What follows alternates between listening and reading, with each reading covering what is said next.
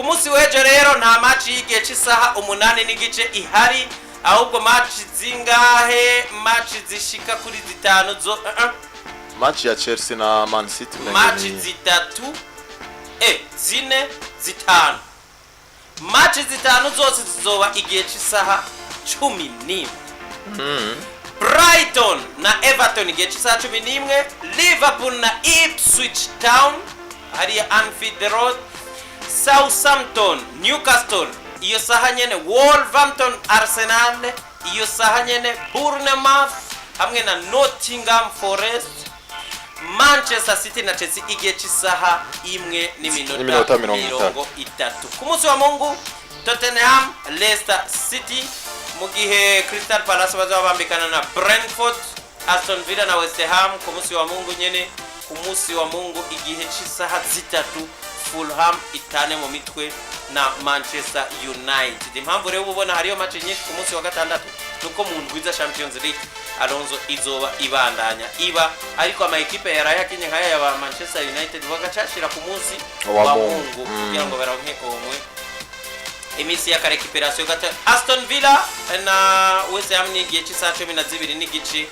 mu gihe rero ariko bizoba byifashe Alonso mfashe gusesanga waze nongino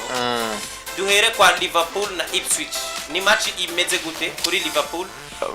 izogumigwa Liverpool Ipswich ni equipe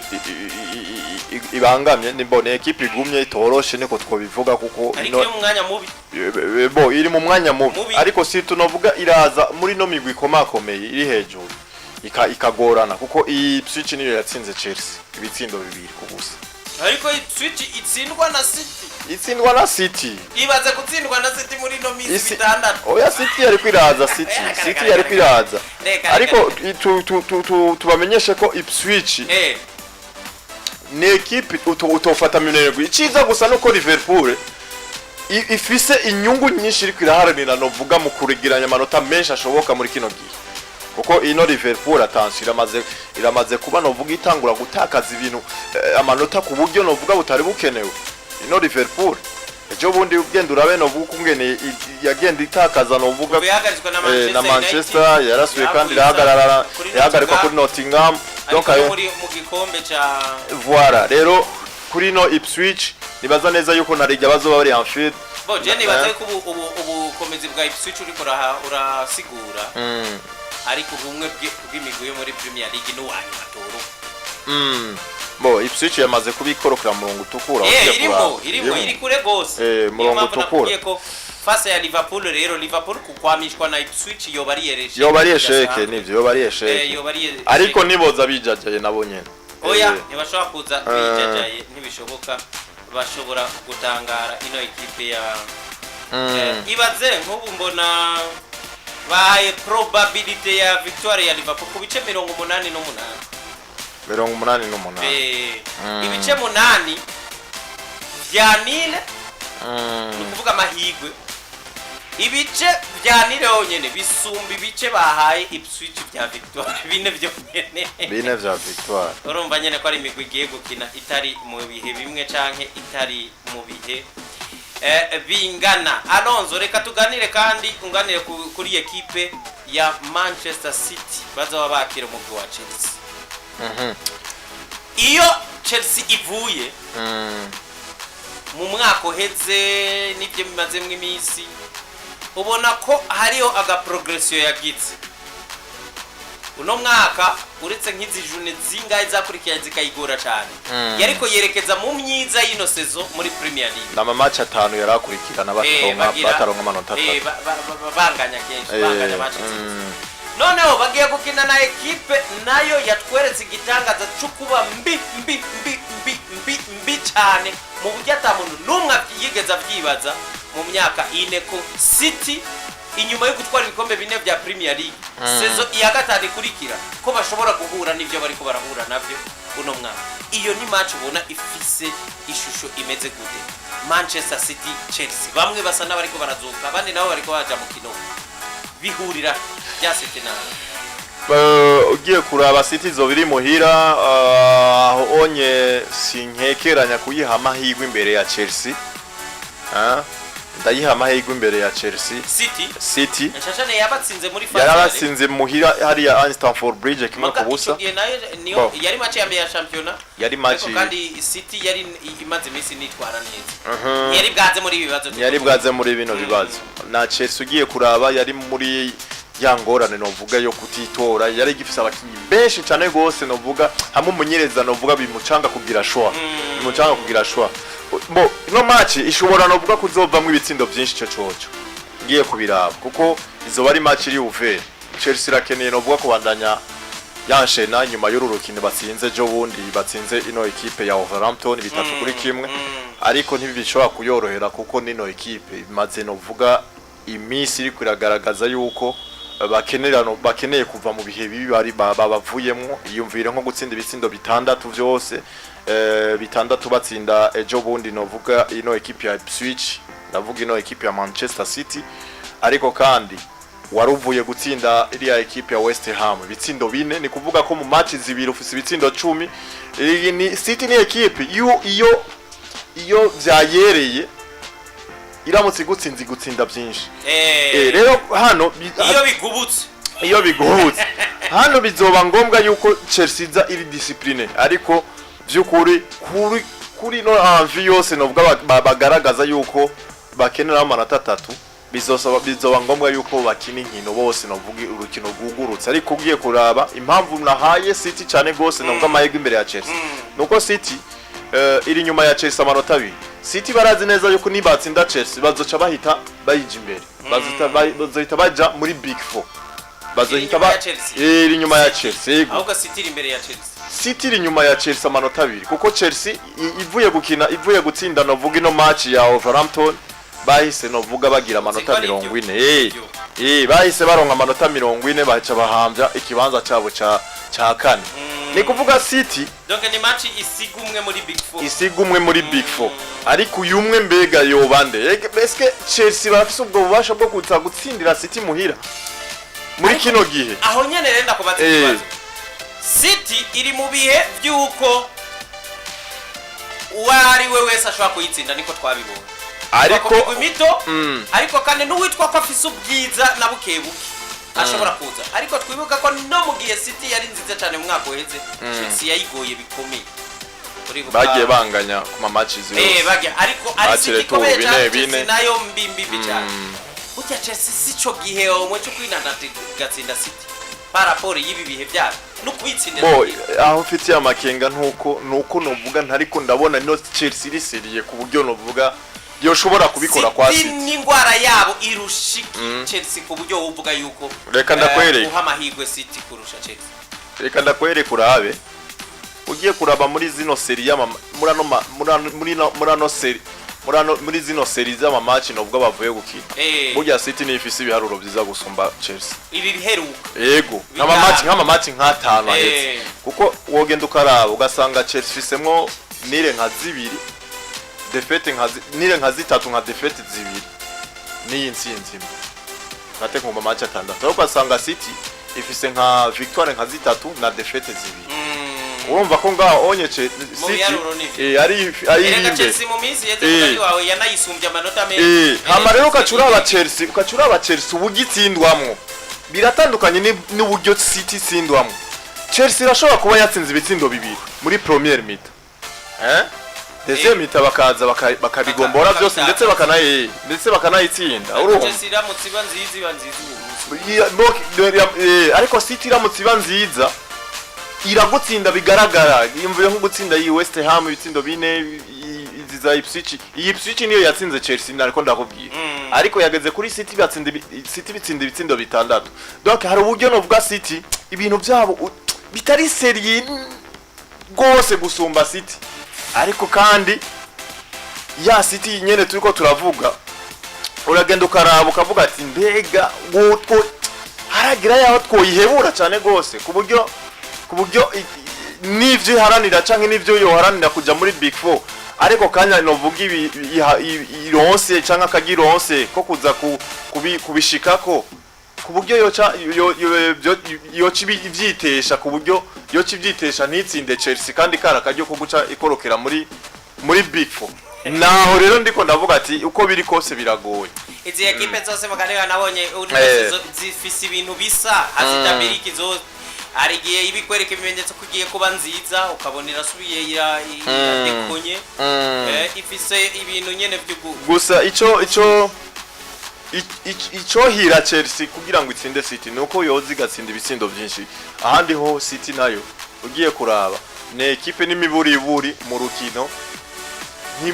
biragoye cyane gose kwiva idatsinze ibitsindo bibiri genda uraba match City yagitakaza wasanga ari deux partout Gushika ifise na meilleur joueur wa champion afise ibitsindo byinshi sala yamurenganya buri ya bo nari no wa kabiri no Haaland no wa kabiri igitsindo kimwe cyonyene nico Sala musumba Sala afise 18 Haaland afise 17 hamaga kuri Isaac ariko nabo bakora Palmer babari ni na ekipe zihuriye kuba Pep Guardiola na Enzo Maresca umwe yabaye mumenyezo ndamwe mu bibiri cegera ni kabiri ya Arteta na Pep Guardiola abantu ni babizi ko Enzo yabaye cegera ca Pep Guardiola umwe mu banyeshuri biwe umwe mu bantu bakina ibintu bariko bigize ibintu biri inspire kuri style ala Guardiola nomwe gusa ni affiche ya Premier League cyane bo ni affiche yino journée ya 23 reka turamutse Hafsa tumwipfuriza Ijuma Mubarak umwe mu batekinisiene bacu rero abari kumwe natwe mu buryo bwa Buja TV mu buryo bw'amasanamu no kuri YouTube byose aba ari kumwe natwe Alonso umbwire gatoya kuri ekipe ya Arsenal izoba yakiriwe na Wolverhampton ekipe ya Arsenal izoba yakiriwe na Wolves azoba ari ku munsi w'ejo igihe cy'isaha 11 ekipe ya Arsenal ibona Liverpool itsinze bigoranye kwa Brentford ikananirwa gutsinda yoyo kwa Aston Villa nivyo byabaye mu rwihitse hari kumwe kubamwo akarediction ka ntuzenya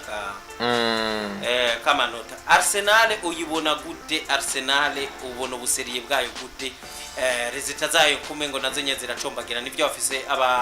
ama blessure menshi cyane ntibaraja kure cyane bari ku mwanya wa gatatu banganya na Nottingham cyangwa banganya na Nottingham manota 48 48 mugabo ugiye kuraba bose hagati ya Liverpool hatera hajamwe amanota baturi ko tuvuga ekipe manota 6 n'ikirarane kimwe batarakina Liverpool n'ikirarane kimwe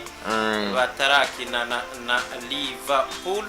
urumva yuko iba harimwe aka difference kaba kariko karagenda kiteremwe na jancane ko uburaba imbere ukabona ekipe ishobora gutsitara imbere y'iyindi ukasanga ni Arsenal n'ubundi ishobora gutsitara imbere y'iko Liverpool ishobora gutsitara akazamwa amanota imbere ya Wolverhampton basabyi na jancane ko Wolverhampton nubwo ifise kibanza kibi na yenyene ekipe ishobora kuzigahaga mu wari we wese ni ekipe nziza ekipe bona ko kuva baronse no mumenyereza bari ko baragerageza no vuga kugira ibiharuro byiza kuko no mumenyereza tubiyukanye basanze ari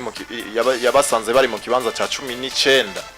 uno munsi bamaze kuva mu murongo utukura bari mu kibanza ca 17 ino ekipe ya Wolverhampton ari kugiye kuraba kuri Arsenal nibaza neza yuko inatari ekipe yo kuzana vuga gutesha amanota ino ekipe ya Arsenal nimba koko bo Arsenal ni ekipe imaze imyaka ingahe ikwereka urugero rwiza ku buryo tutogira impungenge yuko cyangwa tutoyidingimanganya yuko yozikanyerera imbere ya Wolverhampton ugiye kuraba Arsenal ekipe novuga zigenda zitesha amanota ni ekipe ubona ko nazo nyene bo zitari kuri urugwego rwa Wolverhampton kuko nk'iya Aston Villa niho ishira ku rwego rwa Wolverhampton niya Brighton niho ishira ku rwego rwa Wolverhampton izi zose zande waje guteranya nizo mvune urumva rero ugiye kuraba uko biri kose yobari esheki novuga itagira izina niko twobivuga hamwe Wolverhampton yozikanyereza Arsenal kandi Arsenal bari muhira uko biri kose nta excuse nimwe yo bihari kuri no match hamwe Arteta atotahukana intsinzi rero ugiye kuraba nivyo ni Premier League ifise novuga amabanga yayo ariko uko biri kose ibice nka 80% niko no bivuga ibice nka 80% ino equipe ya Arsenal ifise intsinzi imbere ya Wolverhampton. Ifise intsinzi imbere ya Wolverhampton. Reka turabe possibilité babahaye mahigwe babahaye bo kuri no match. Wolverhampton bayihaye ibice 14 by'amahigwe. Nile bayiha amahigwe ku bice 20 mu gihe umugwa Arsenal bayiha ibice 66 byo kwizera intsinzi. Urumva ni nka bimwe wari kuravuga nyene. Ariko kandi dusubiye inyuma muri Premier League gatoya tukaraba turabe amahigwe baha ino equipe ya Manchester City na Manchester biragoye. City bayiha 47% y'amahigwe yo gutsinda match. Nile bakayishira kuri 24 kuri Chelsea. Ariko urumva ko City nyene iri imbere ifisa ko ka avance nyene ko kwizera. Gira ikintu mbwiya kuri Manchester United izoba yakiriwe na Fulham. Ni match izobikomeye niyo match ya mbere yari journée ya mbere novuga championnat mwaka uheze Fazare. Equipe ya Manchester yakira Fulham baratsinzwe igitsindo kimwe ku busa. Manchester itsinda Fulham ku munota wa 84 match igombi voilà match igombi irangiye. Ariko yari match igumye cyane gose ariko yumvira no musi ni Fulham ubona ko yevoriwe cyane niko no bivuga kuko ugiye kuraba uno musi uvuga na Fulham nivyiri mu kibanza c'10 Erega Alonso equipe ya Manchester iri nyuma ya ama fiche ari muri no journée. Niyo yari journée ya mbere umwaka uheze. Niyo yari journée ya mbere. Kona City na Chelsea bakinye kuri journée ya mbere voilà ni. Na Wolverhampton na Arsenal yari journée ya mbere. Rero ugiye kuraba Fulham no munsi iri imbere ya Manchester kuri classement. Fulham ni y'10 Manchester ya 13. Basumbana mu manota ngahe basumbana amanota agera kuri wanashima simake kuko Fulham 33 Manchester 26 urumva ko hari amanota agira ku ndwi. Amanota indwi hagati ya Manchester na Fulham. Ni match rero ubona gute? Ni match uko biri kose Manchester bisaba gutsinda kugira ngo yizere kuduga ibibanza yizere no vuga ku progress ariko kandi Manchester ugiye kuraba ivuye gutsindwa na Brighton ibitsindo bigira kuri 3-1. Nivyo yaciyemwe match yejo ijoro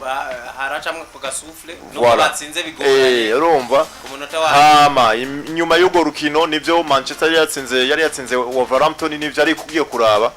bari kuri serie ama match agira kuri 3 batsindirwa muhira. Donc ni match Manchester nivyo mu bihe bibi bapermise gutsindwa ibasiga kuri classement mbi cyane bisumbi byo bamaze mu imigi mbi cyane. Rero ugiye kuraba by'ukuri ni kibaruwa kuri Manchester niko twabivuga. Manchester ni kibaruwa no bwa bafise muri weekend Fulham ariko uko biri kose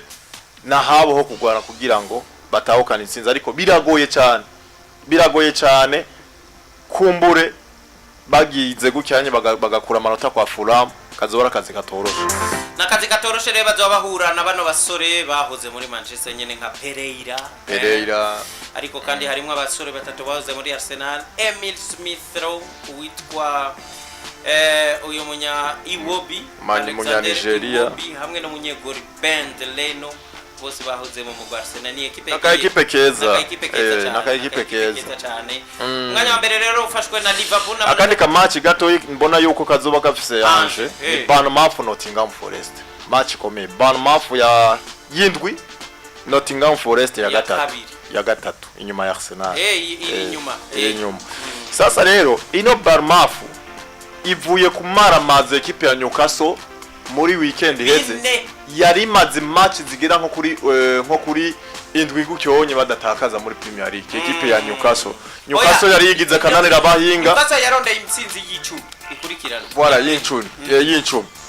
y'icumi oya y'umunani barondeye victoire igira 10 muri Premier. Nivyo Alexander Isaac niwe yarondera igitsindo kigira 8 kuri match bakurikirana voilà. Ni Newcastle rero giye kuraba Yves yari yigize kagarara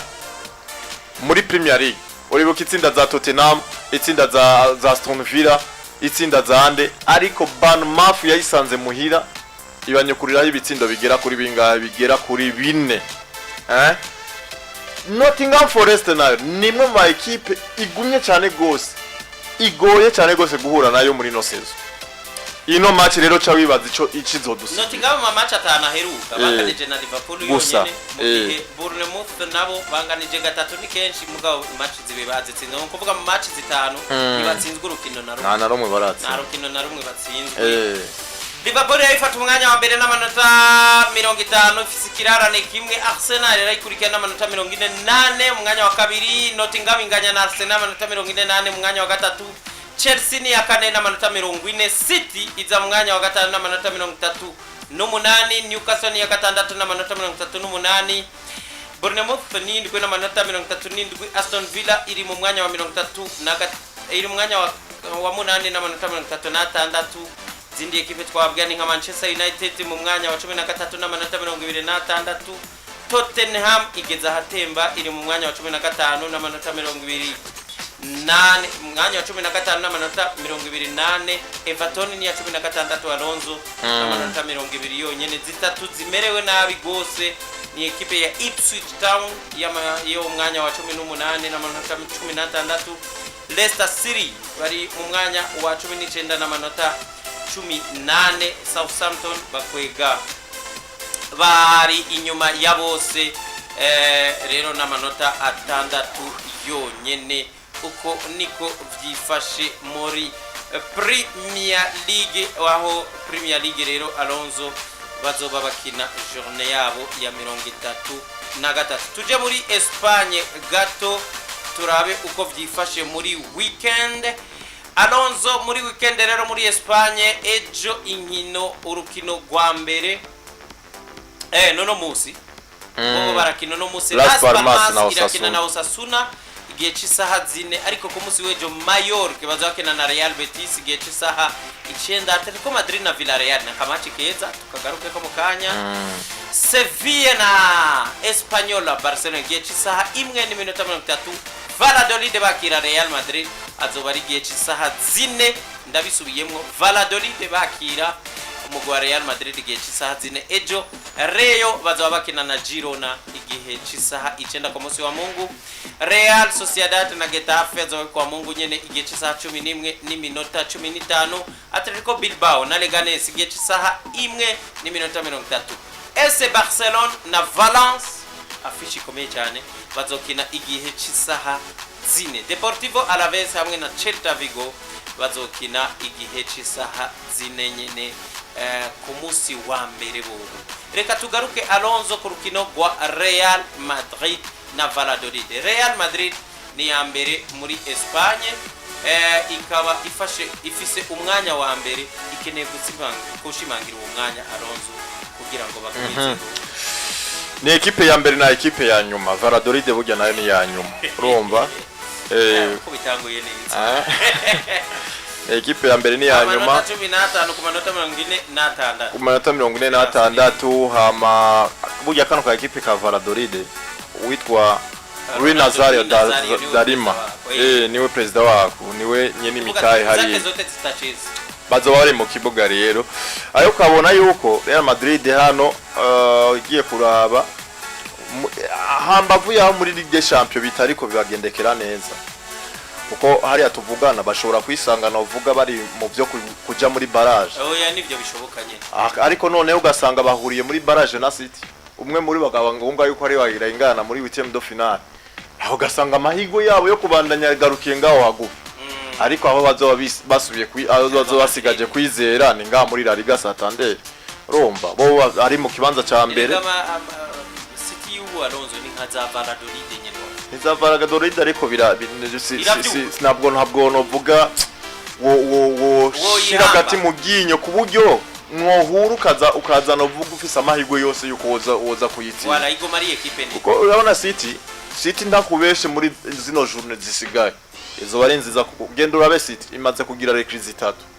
kandi izo recruits 3 ni recruits novuga zigaragara yumvire nkuru ya mukinyi bakuye muri Eintracht Frankfurt Marmoush Omar Marmoush mwiza cyane gose ashobora gufasha ari mu gusatira mubeza muri riya rero giye kuraba Real Madrid hano malgré ko ino equipe ya Valladolid kubera ari yanyuma ishobora kuzika ikabamba kuko Valladolid ejo bondi yari yatsinze muri La Liga nyene nivyo equipe nayo nyene yari iri mu bihe bibi ariyo Espanyol Barcelona bari babatsinze ibitsindo biri kuri kimwe hari vendredi windwi yahe rero kuri Real Madrid je ndabona hano atakosa bafise ryo gukora nivyo bazowari en déplacement ariko mu ntumbero yo kubandanya nibishira heza gusumba imbere yizi za Atletico Madrid na za Barcelona hano ndabona yuko Real Madrid ifise amahirwe menshi match nkiyi ga Alonso sinumwanya wo kugyara amarotation kuko uwitwa Vini we ntazokina kubera ko azokina urwanyuma urukino rwanyuma kuko ari mu gihano ari muri suspension yiwe ya nyuma muri za zindi zibiri ariko Vini no muri Champions League bakina urukino rwa Champions League ntazorukina kuko nawe yaronse jaune imuha warabonye ko bamuhaye jaune uheruka gize iri ya simulation baje bandika misses next match no kuvuga afise suspension muri La Liga niyo muri Champions League uyo we azobaruhuza ariko kandi sinakanya ko kuruhura na bamwe mu bakinyi bamwe nivyo ariko urashobora kubona ko hari amwe abakinyi cyangwa bikeneye ubuseriye ku buryo nyene série de victoires zibandanya nk'uyu Mbappe ari mu bihe vyiza ariko agwanira no vuga ubupicici bw'uno mwaka na Rewando n'abarewandos bakubunda afise Vini ngo curuhara na Mbappe ariko Rodrigo nawe ageze kuri match zigira kuri 10 yafisemo ibitsindo 8 uno mukinyi Rodrigo ni kuvuga ko ari mu bihe vyiza uyu nawe se umukinyi wo kuruhira mu gihe ari muri no mood ari muri bino bihe vyiza wazoca yokipa na Couloir Vinicius Junior voilà urumva hama nk'uyu ndi mukinyi twovuga yuko ari indispensable ku buryo match mwe nizinye utogira waba bakinyi ba Valverde aba n'abamoteri romba yuta mufise ubufashe risk umwanya wo kuruhurira nka Jude Bellingham kardagirere voilà nkako nakajyo keza kumbure abavuye gukina za classico abavuye gukina navugizo match biragaragara ko uwitwa uyu munya Brahim Diaz yaje azoronka umwanya wewe ni nka super sub ya Real Madrid numwe bakinye nivyo aba barakeneye intsinzi nyine barakeneye intsinzi confirma victoire no kuguma muri zi forme bamaze mwe imisi yavu tugende ku rukino rwa Valence na FC Barcelona Barca zobirimo ira kwa Mungu saa 4 z'ijoro bakira Valence ni match zo bikomeye ni migwi ibiri ifise kahise kadasanzwe noneho ugiye kuraba ako kahise twokavuga si tukuri no equipe ya Valence ni equipe novuga urona ko ahigeze ubunye ni ya 19 igiye gutana mu mitwe na Barcelona ya gatatu Valence n'ubu bubibi bwabo bwose urayoberwa ku match mwena ya manini wibuke matches Valence ihura na Real Madrid uko bimeze noneho nizizo bahura na za Barca ntiziba zoroshe ariko uko biri kose kuri Barcelona nivyo bavuye kugira déplacement dasanzwe cyangwa itoroshe hariya muri Portugal ariko kuri bari muhira hariya hanye mu njwici barakenera gutsinda byanke bikunde kugira ngo babandanye nubwo bashira igitutu kuri Real Madrid ariko navyo bizobasaba yuko batijajara kuko Valence turamaze kubona yuko nimwe ba equipe uyoberwa kuma equipe mwena ya manini urayoberwa Valence ko yarige gutsinda Real Madrid cyane gose rero onye tuvuga yuko FC Barcelona itegeza kuza ifise nyene iyo nyota n'inzara yo kubandanya iri hafi na hafi ya Real Madrid bahamahirwe Barcelona nibice ku 81 byo gutsinda 12 bya Nile na ndwi bya Valence ariko kandi mu nkino zitanu ziheruka bazabahuje Barcelona yatsinze 4 banganya rumwe ariko muri faze yari kandi Barcelona yabatsinziye mugira ibitsindo 2 kuri kimwe abantu baravyibuka nabwo urumva ko ari urukino rwino weekend muri La Liga FC Barcelona Alonso ikeneye kwitwara neza kugira ngo ndiyisange Real Madrid ibarusha amanota 8 bitera vyimbi cyane gose cyane baratomboye FC Barcelona na Real Madrid bazokina n'imigwi ikurikirana ya nyuma ariko surtout novuga ino migwi irabangama cyane gose niyoroha simigwi za kuza ngo ikine match ishobora kuziga kina match itandukanye nuko bahagaze kuri class cyane gose class muko ifasha Real Madrid Alonso ni yambe n'amanota 46 iya kabiri ni Atletico Madrid n'amanota 48 FC Barcelona ya gatatu n'amanota 39 Atletico Bilbao ni ya kane n'amanota 39 Villarreal ni ya gatanu n'amanota 33 imigwi ya nyuma imerewe nabi ni Espanyola. Barcelona ni ya 18 n'amanota 19, Valence n'amanota 16, 20 ni Valladolid n'amanota 15 yonyene. Uko niko vyifashe hariya muri La Liga, kera twayita ngo La Liga Santander. Ariko ubu La Liga nyene yaramaze kwigenga, ni La Liga uko nyene tubivuga. Tugiye mu Budagi, Alonso equipe uno munsi urukino rwa mbere uzaguza Wolfsburg hamwe no mugwa Holstein Kiel. Hanyuma mu zindi nkino zitegekanijwe ariyo urukino rwa Mayence hamwe na Stuttgart igihe cy'isaha 10:30 ku munsi w'ejo. RB Leipzig na Leverkusen turabigarukako. Ni kuri afishe wabona rukino guhiza mugabo Leipzig imeze nabi cyane no sezo ku buryo Leverkusen ishobora kuzoba yorohewe cyane. Bo Leipzig ariko muri La Liga nako muri Bundesliga ntabwo yagaze nabi, ni ya gatanu. Muri Champions League no novuga gatanu. Alonso muri Bundesliga ni kuri gatanu. Muri Leipzig ni kuri gatanu bis. Bo ucuraba n'abakugiye imbere nabaye. Ariko niyo Bayern, niyo Leverkusen, abari imbere yabo kandi ni Frankfurt ndetse na Stuttgart. Wumva Frankfurt na Stuttgart kuri Leipzig nziza ntibategezwa ko babaye. Hanyuma Augsburg na Heidenheim bazoba bakina ico gihe nyene cy'isaha 10:30. Fribourg na Bayern Dominique ni ku munsi w'ejo nyene saa 10:30. Dortmund na Werder Bremen igihe cy'isaha 10:30. Mönchengladbach hamwe na Bochum bazokina ejo igihe cy'isaha 1:30. Hoffenheim na Eintracht Frankfurt bazokina ku munsi wa Mungu igihe cy'isaha 10:30. St. Pauli hamwe na Union Berlin azoba ari kwa Mungu igihe cy'isaha 12 n'igice. Ijambo rimwe Alonso ico bategezwa gukora ino migwi ya Bayern hamwe na Bayern Leverkusen bose bazoba bari en déplacement. Nimba ntihenze Bayern bazokwakirwa na Fribourg. Mu gihe uno mugwi wa Leipzig uzoba wakira Leverkusen. Hari impamvu y'igutsitara ngaha kuri no migwi. Peut-être kuri Leipzig na Leverkusen no match novuga ubona ko begeranye basumbana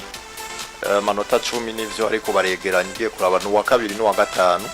Gusa hari novuga urwego kanaka Leverkusen maze kugaragaza batandukaniye ko, ariko ako kantu kakanyarigabo kubera uri muhiro kashobora gukora kuri Leipzig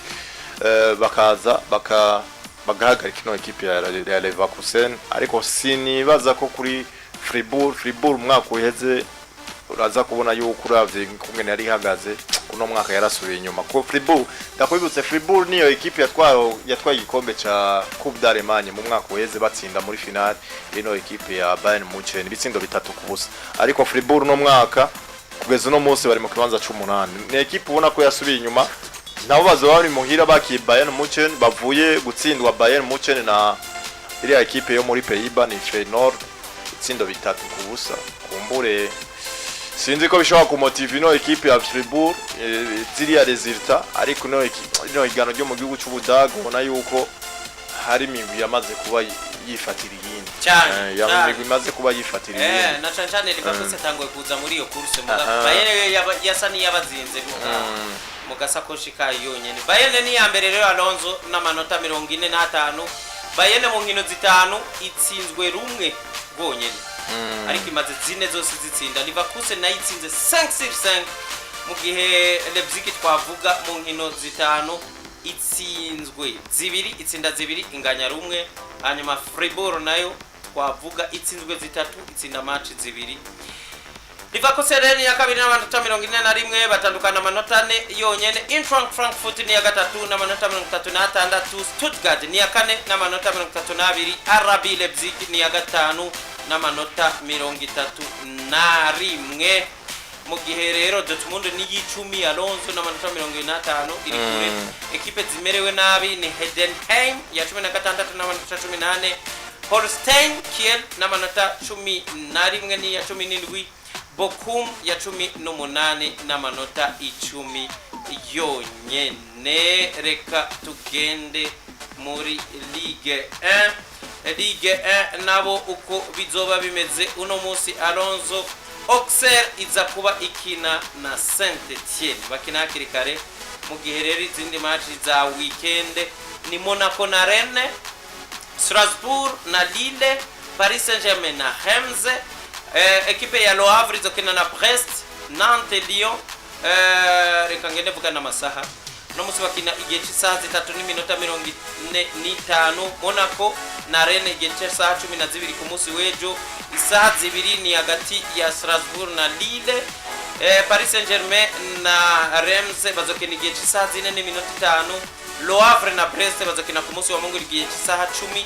Nantes na Lyon bakina igihe cy'isaha 12:15 mu gihe Lens n'umugwi wa Angers bazokina igihe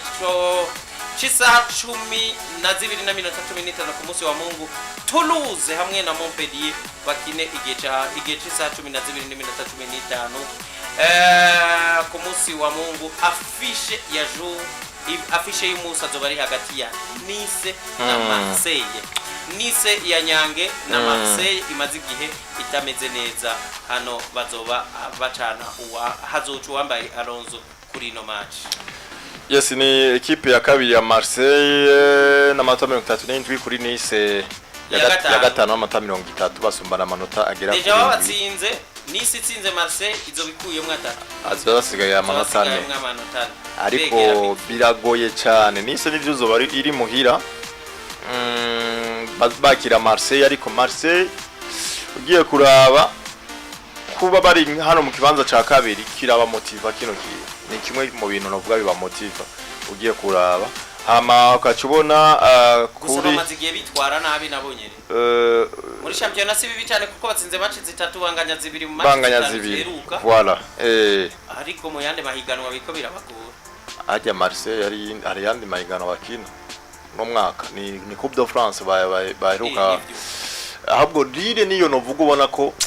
muri Europa League biriko birabagora. Nejo batsinzwe. Nejo batsinze. Nako Nice nejo. Kendura baka equipe kabatsinze kariya ka equipe nakahe nako muri Sweden. Kabatsinze igitsindo kimwe ku buso. Rero Nice mu basi muri championnat naba gatanu no mwaka. Naba gatanu kugeza no munsi tuvugana. Rero nibwo biruko zo bari match iri equilibre kubwanje. Ni nabwo novuga Nice yo kubaha cyane gose Marseille ngo iyemerere yuko bakura amanota 3 muhira byoroshe. Rero izo bari match kumbure ugiye kuraba niyo Nice ngiyango ni complexe y'amahiganwa y'Iburaya. Kuko muri championnat ububona atawupfa kubatsinda. Nawe upfa kubatsinda. Kibanza cha gatanu kujya sikibi. Nabwo ari kibi kuri Nice. Hari Lille. Nziza mu Champions League Monaco na Marseille. Na Marseille. Ivyo nivyo bishoboka. Bon, tugende muri Serie A naho Torino na Cagliari bakina uno munsi gihe cy'isaha 3:45 numva kuri Canal ko batera amagohero no munsi Alonso mu gizindi match zihari. Kome yashatse gutwara uyu Inigo Martinez. Oya Eric Garcia ya Fabregas imenyezwa na Fabregas iri ekipe igeze gusinyisha Varane bakiva mu nyuma. Kome bazoba bakiri Atalanta ejo igihe cy'isaha 10. Napoli na Juventus ni afishe ya journée cyane gose. Babandi baza no kuri classement baregeranye cyane wa mbere no wa gatanu. Ndumva Impoli na Bologna azoba ari ejo igihe cy'isaha 3:45. Milan bazoba bakina na Palermo ku munsi wa Mungu igihe cy'isaha 7:30. Udinese na AS Roma bazoba bakina igihe cy'isaha 10 ku munsi wa Mungu. Lecce na Inter de Milan ku munsi wa Mungu bazokina igihe cy'isaha 1 z'ijoro. Mu gihe Lazio Roma hamwe na Fiorentina bazoba bakina igihe cy'isaha 3:45. Venezia na Hellas Verona kuwa mbere bazokina igihe cy'isaha 1 mu gihe Genoa na Monza bazokina igihe cy'isaha 3:45. Alonso classement uko yifashe hano mu Bataliyano, Napoli barayoboye. Napoli barakubita kabisa amanota 50 nibo ba mbere. Inter de Milan gakurikira bayirusha amanota 3 yonyene 47. Atalanta ni ya gatatu birafatanyega Atalanta ni ya gatatu n'amanota 43, Lazio Roma ni ya kane n'amanota 39, Juve ni ya gatanu Alonso n'amanota 37, mu gihe yindi migufisa amazina nka Milase ni yo 8 n'amanota 31, Roma ni ya 20 bame ni ya 9 n'amanota 27, mu gihe imigwi itatu merewe nabe ni Hellas Verona n'amanota 19 ni ya 18, Venezia ni ya 19 n'amanota 15, Monza ni ya nyuma n'amanota 13 yonyene. Kumburi Alonso duce muri resulta za Europa League, ariko kandi duhera ku rukino rwa Manchester United aho baraye bikuye kure yari kuba bibi cyane Alonso. Iyo Manchester United iza gutsindwa yari journée yindwi, Galatasaray na Dinamo Kiev. Oya, izi ni resulta zimanze iminsi hari kuwa gatatu ariko nere pari nyene. Reka tuvuge ko ejo ntazo twagarutse. Galatasaray na Dinamo Kiev banganije 3 ku bindi. Besiktas batsinda ibitsindo 4 umugwi wa Atletico Bilbao. Dobo Jmit batsinze umugwi wa Tel Aviv ibitsindo 3 kuri kimwe. AZ batsinda AS Roma igitsindo kimwe ku busa. Hoffenheim batsinze Tottenham, batsinzwe na Tottenham ibitsindo 3 kuri 2, mu gihe FC hari mu ijoro rihetse. FC Porto yatsinzwe na Olympiacos igitsindo kimwe ku busa. Fenerbahce na Lyon umumenyereza Mourinho yashoboye kunganya na Lyon ubusa ku bundi. Hanyuma Karabag ekipe twatwikumbuye yatsinze ekipe yitwa FCSB yatsinze ibitsindo 3 kuri 2. Karabag ahubwo yatsinzwe 3 kuri 2. Victoria Plizen yashoboye gutsinda umugwande Erlek ibitsindo 2 ku busa. Malmo na Twente batandukana, Twente itsinze 3 kuri 2 nubwo Malmo yari muhira mugabo baronse rouge mu rukino. Lazio Roma batsinze 3 kuri 1 ekipe ya Real Sociedad. Union Saint-Gilloise yatsinze FC Braga 2 kuri 1 harimo rouge ya Braga. Elfsborg itsinda kimwe ku busa ekipe ya Nice ya match wavuga Alonso. Ludogorets itsindigwa muhira na Midtjylland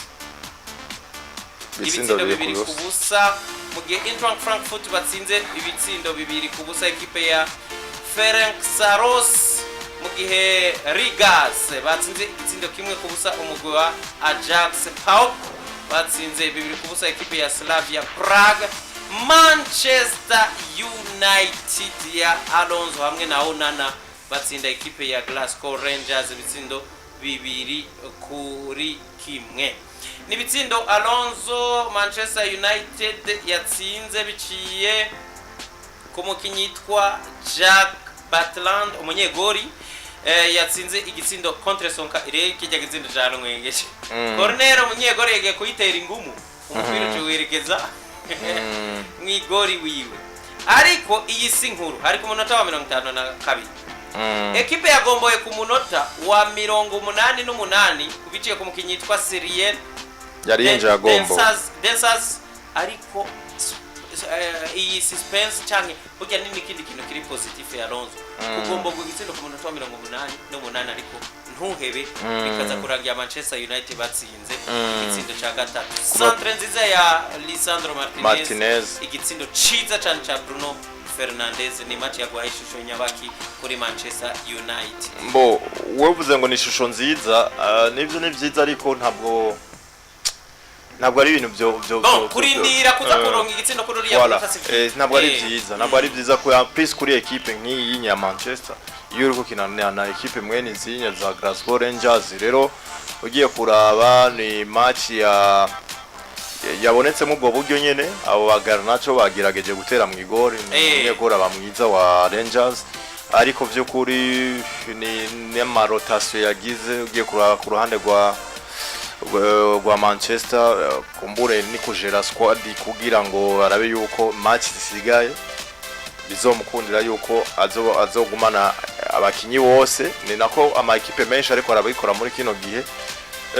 ni Manchester ariko zijya ni rotation canke ni kumwe ataramenya na equipe yiwe 11 batangura ko benshi ubona akubakoresha kenshi nk'aba ba Matisse Delight, Lautaro Martinez abambe Lisandro ari uburyo ubona ko Lenioro ni agikira ntitushaka kumuharura mu bantu benshi hagati mu kibuga ubona izina rishasha nakango Kurier kamaze iminsi kaza kakadubrire ariko uravye abakinyi ubona ko ariko ragerageza kugumizamwo ni hagati mu kibuga ni Nuriya mukinyi Bruno Fernandes Kobe Maino hamwe Nuriya bakuye muri Paris Saint-Germain Manuel Igarte wala urumva yabaruhuriye bose yabaruhuye ejo amacha bashira mu cya kabiri witwa Bruno wewe numwe mu bakinyi navuga atigera ko avamo na egayezo cyo kimwe naka gapeti akaka Amasezerano ejo